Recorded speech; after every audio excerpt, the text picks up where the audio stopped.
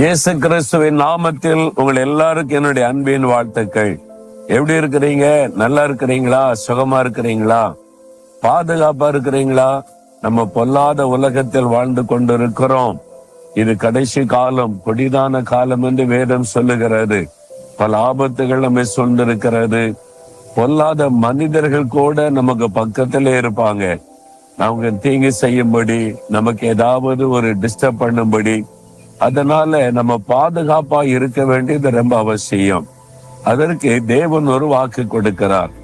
எரேமியா 1:8 உன்னை காக்கும்படிக்கு நான் உன்னுடனே இருக்கிறேன் என்று கர்த்தர் சொல்லுகிறார். என் மகனே, என் மகளே, நான் உன்னை பாதுகாக்கும்படி உன்னோடு கூட இருக்கிறேன். இந்த உலகத்துல எல்லாரை விட ஒரு பெரிய பாதுகாப்பு ஆண்டவர் தான். ஏன்னா அவர் நம்மை பிள்ளைகளை போல நேசிக்கிறார். அதனால நம்மை பாதுகாப்பதிலே கவனமாக இருக்கிறார். மறைந்திருந்து தாக்குகிற பிசாசின் கரைகளா இருக்கலாம், கூடவே இருந்து வஞ்சகம் பண்ணுகிற பொல்லாத மனிதர்களா இருக்கலாம்.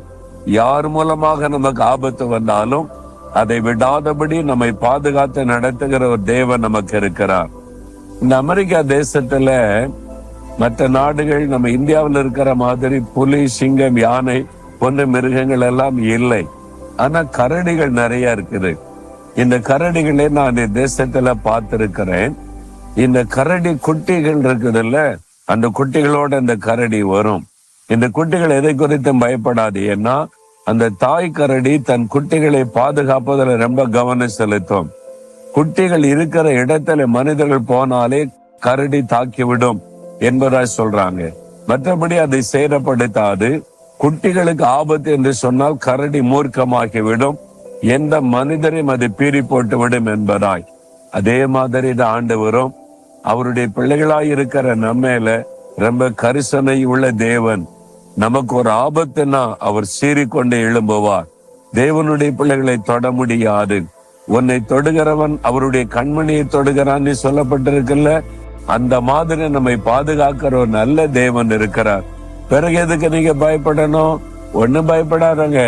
நீங்க வசிக்கிற இடம், வேலை செய்கிற இடம், நீங்கள் ஊழியம் செய்கிற இடத்துல உங்களுக்கு ஆபத்து விளைக்கக்கூடிய பொல்லாத மனிதர்கள் எழும்பினாலும் தேவன் உங்களை பாதுகாப்பார். அவருடைய பாதுகாப்பு உங்களுக்கு இருந்துட்டா போறோம். யாரும் உங்களை சேதப்படுத்த முடியாது. விசுவாசிங்க. என்னோட கூட என்னை பாதுகாக்கிற என் ஆண்டவர் இருக்கிறார், என்னை பாதுகாப்பார் என்று விசுவாசத்தோடு சொல்லுங்க. ஆண்டவரே, என்னை பாதுகாக்கும்படி என்னோடு நீர் இருக்கிறதற்காக உமக்கு ஸ்தோத்திரம். கண்ணின் மணியை போல என்னை பாதுகாக்கிறீர். எந்த தீங்கும் என்னை தொட முடியாது, சேதப்படுத்த முடியாது. நான் அதை விசுவாசிக்கிறேன்.